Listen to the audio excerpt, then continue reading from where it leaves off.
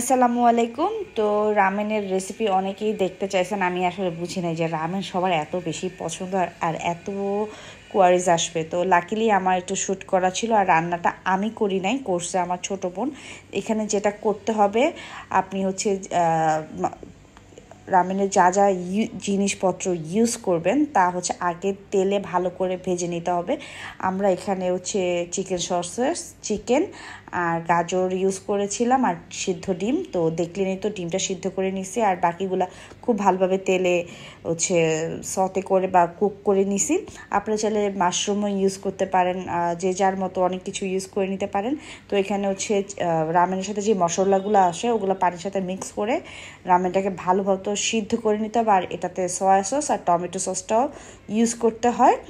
আর হচ্ছে এইভাবে হচ্ছে সতে করে নিয়েছিল, মানে কুক করে নিয়েছিল। তো তারপর হচ্ছে রূপা একটু ডেকোরেশন করতেছিল। এটা মেনলি রূপাই রান্না করছে, আমি জাস্ট শ্যুট করছি। এই যে ও একটু ডেকোরেশন করে সার্ভ করবে, তো আমরা একটু ছবি বা একটু ভিডিও করার জন্য ও একটু ডেকোরেশন করে দিতেছে। তো এই ছিল রামেনের সিম্পল রেসিপি। আমি জানি না কতটুকু ক্লিয়ারলি বুঝাইতে পারছি। হোপফুলি আপনারা বুঝে গেছেন, ভিডিও দেখে একটু বুঝে বুঝে নেবেন। আর ওপরেতে এটাও গার্নিশ করার জন্য ভিতরেই থাকে। এই ছিল রামেনের রেসিপি। তো ওকে, আল্লাহ হাফেজ, সবাই ভালো থাকেন। আর এই তো ছিল ভিডিওটা। Bye bye.